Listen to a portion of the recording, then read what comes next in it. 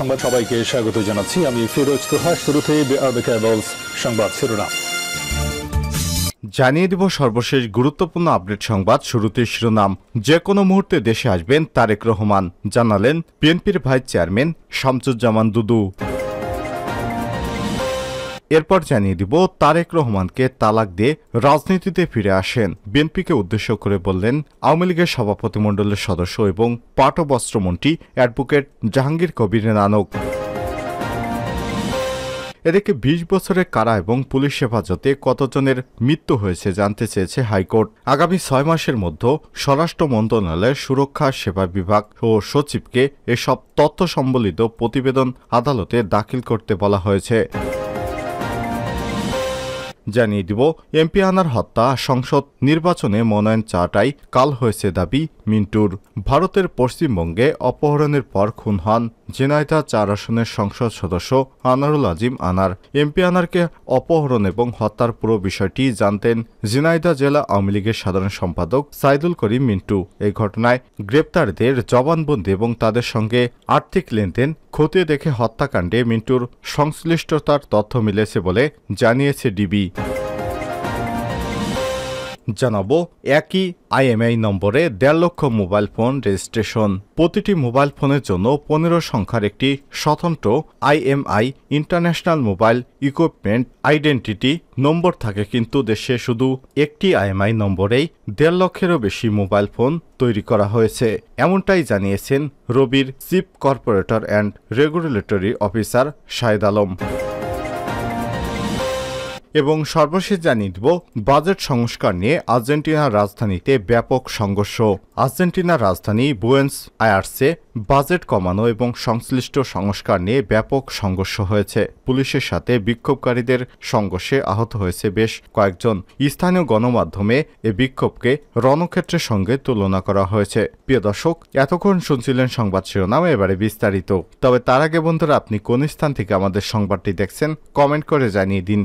এই সংবাদ সম্পর্কে আপনার মূল্যবান মতামত। প্রিয় দর্শক, আপনি যদি আমাদের চ্যানেলে নতুন হয়ে থাকেন, ভিডিওটি দেখতে দেখতে চ্যানেলটি সাবস্ক্রাইব করে রাখুন, যাতে করে আমাদের লেটেস্ট আপডেট সংবাদগুলো সবার আগে আপনার কাছে পৌঁছে যায়। এবারে বিস্তারিত।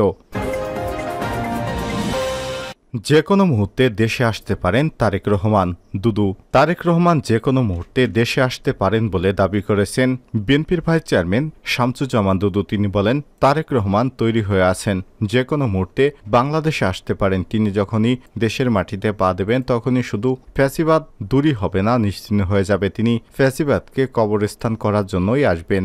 বৃহস্পতিবার ১৩ জুন জাতীয় প্রেস ক্লাবে জিয়াউর রহমানের ৪৩তম মৃত্যুবার্ষিকী উপলক্ষে এক আলোচনা সভায় এসব কথা বলেন শামসুজ্জামান দুদু। তিনি আরো বলেন, দেশ আমাদেরই রক্ষা করতে হবে, গণতন্ত্র আমাদের ফিরে আনতে হবে, লড়াইটা আমাদেরই করতে হবে। আমরা ১৫ থেকে ১৬ বছর ধরে যে লড়াই করছি সেটা ঐক্যবদ্ধভাবে চালিয়ে যেতে হবে। তাহলে আমার বিশ্বাস এই সরকার ক্ষমতায় থাকতে পারবে না।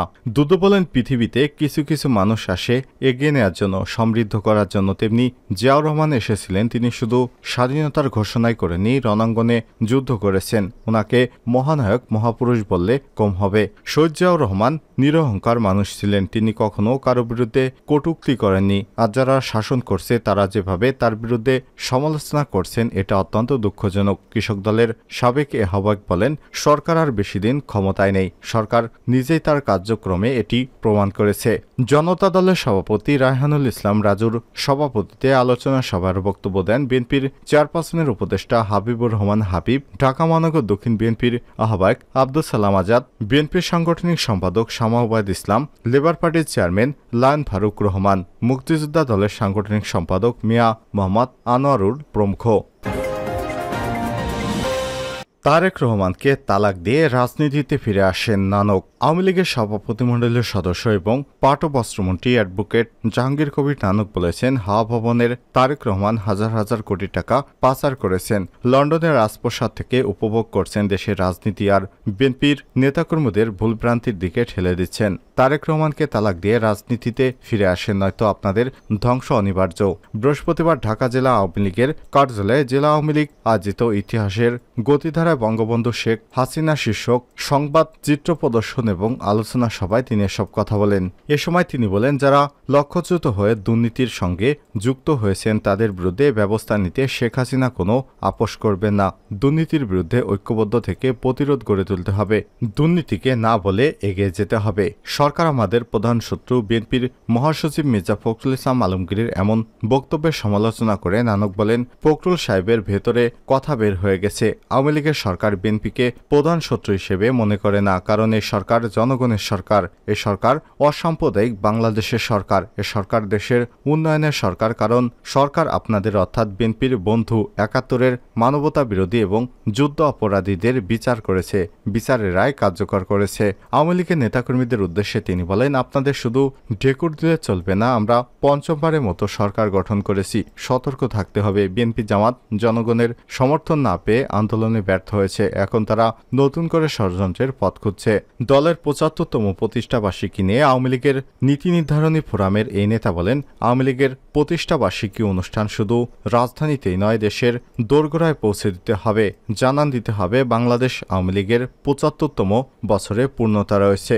দেশের আনাচে কানাচে, জেলা উপজেলায়, ইউনিয়ন এবং ওয়ার্ড পর্যায়ে আওয়ামী লীগের কর্মসূচি পৌঁছে দিতে হবে। এই আনন্দ ঘরে ঘরে পৌঁছে দিতে হবে। আওয়ামী লীগের সাংগঠনিক সম্পাদক মির্জা আজম বলেন, ষড়যন্ত্রকারীরা এখনও থেমে নেই। বঙ্গবন্ধু থেকে শেখ হাসিনা পর্যন্ত সেই পরাজিত শক্তি দেশের বিরুদ্ধে ষড়যন্ত্র করে যাচ্ছে। তাদের মোকাবিলা করতে হবে। তাদের মোকাবিলা করতে গেলে আওয়ামী লীগের নেতাকর্মীদের ঐক্যবদ্ধ থাকতে হবে। ঢাকা জেলা আওয়ামী লীগের সভাপতি বেনজির আহমেদের সভাপতিত্বে অনুষ্ঠান সঞ্চালনা করেন সাধারণ সম্পাদক মনিরুজ্জামান তরুণ। এ সময় আরও উপস্থিত ছিলেন ঢাকা জেলা আওয়ামী লীগের নেতাকর্মীরা উপস্থিত ছিলেন। ২০ বছরে দেশে কারা এবং পুলিশ হেফাজতে কতজনের মৃত্যু হয়েছে জানতে চেয়েছে হাইকোর্ট। দেশে গত ২০ বছরে কারা এবং পুলিশ হেফাজতে মৃত্যুর সংখ্যা কত তা জানতে চেয়েছে হাইকোর্ট। আগামী ৬ মাসের মধ্যে স্বরাষ্ট্র মন্ত্রণালয়ের সুরক্ষা সেবা বিভাগের সচিবকে এই তথ্য সম্বলিত প্রতিবেদন দাখিলের নির্দেশনা দেওয়া হয়েছে। আদেশের বিষয়টি বৃহস্পতিবার ১৩ জুন জাগো নিউজকে নিশ্চিত করেছেন স্বরাষ্ট্র রাষ্ট্রপক্ষের আইনজীবী deputy attorney general Amit Das Gupta এবং রিটকারী আইনজীবী মোহাম্মদ শাহিনুজ্জামান। আইনজীবী শাহিনুজ্জামান বলেন, সারা দেশে গত ২০ বছরে কারা এবং পুলিশ হেফাজতে মৃতের সংখ্যা জানিয়ে স্বরাষ্ট্র মন্ত্রণালয়ের সুরক্ষা সেবা বিভাগের সচিবকে আদালতে প্রতিবেদন দাখিল করতে বলা হয়েছে। হেফাজতে রুবেলদের মৃত্যুর অভিযোগ বিচারিক অনুসন্ধানে বিবাদীদের নিষ্ক্রিয়তা কেন আইনগত কর্তৃত্ব বহির্ভূত ঘোষণা করা হবে না, রুলে তা জানতে চাওয়া হয়েছে। একই সঙ্গে বিচারিক অনুসন্ধান করতে তার পরিবারকে ৫ কোটি টাকা ক্ষতিপূরণ দিতে কেন নির্দেশ দেওয়া হবে না তাও জানতে চাওয়া হয়েছে। স্বরাষ্ট্র মন্ত্রণালয়ের ২ সচিব, আইন বিচার এবং সংসদ বিষয়ক মন্ত্রণালয়ের সচিব, পুলিশ মহাপরিদর্শক, কারা মহাপরিদর্শক ও চট্টগ্রাম মহানগর পুলিশ কমিশনার সহ বিবাদীদের এ রুলের জবাব দিতে বলা হয়েছে। এক রিটে প্রাথমিক শুনানি নিয়ে গত সোমবার ১০ জুন হাইকোর্টের বিচারপতি নাইমা হায়দার এবং বিচারপতি কাজী জিনাত হকের সমন্বয়ে গঠিত বেঞ্চ রুল সহ এ আদেশ দেন। এমপি আনার হত্যা, সংসদ নির্বাচনে মনোনয়ন চাওয়াটাই কাল হয়েছে দাবি মিন্টুর। ভারতের পশ্চিমবঙ্গে অপহরণের পর খুন হন ঝিনাইদহ ৪ আসনের সংসদ সদস্য আনারুল আজিম আনার। এমপি আনারকে অপহরণ এবং হত্যার পুরো বিষয়টি জানতেন ঝিনাইদহ জেলা আওয়ামী লীগের সাধারণ সম্পাদক সাইদুল করিম মিন্টু। এই ঘটনায় গ্রেপ্তারকৃতদের জবানবন্দি এবং তাদের সঙ্গে আর্থিক লেনদেন খতিয়ে দেখে হত্যাকাণ্ডে মিন্টুর সংশ্লিষ্টতার তথ্য মিলেছে। বৃহস্পতিবার ১৩ জুন রিমান্ড শুনানি শেষে সব কথা বলেন মামলার তদন্তকারী কর্মকর্তা। রিমান্ড শুনানি চলাকালে বিচারক মিন্টুকে প্রশ্ন করেন, আপনি কিছু বলবেন? মিন্টু তখন বলে, আমি রাজনৈতিক প্রতিহিংসার শিকার হয়েছি। এমপি নির্বাচনে মনোনয়ন চাওয়াটাই আমার অপরাধ হয়েছে। এর আগে এদিকে ঢাকার চিফ মেট্রোপলিটন ম্যাজিস্ট্রেট আদালতে মিন্টুকে হাজির করে পুলিশ। এরপর মামলার সুষ্ঠু তদন্তের জন্য তাকে ১০ দিনের রিমান্ড নিতে আবেদন করে ডিবি পুলিশের সিনিয়র সহকারী কমিশনার মাহফুজুর রহমান। তবে তার আইনজীবী রিমান্ড বাতিল চেয়ে জামিনের আবেদন করেন। উভয় পক্ষের শুনানি শেষে ঢাকার অতিরিক্ত chief metropolitan magistrate Tofazzal Hossain জামিন আবেদন নামঞ্জুর করে মিন্টুর ৮ দিনের রিমান্ড মঞ্জুর করে।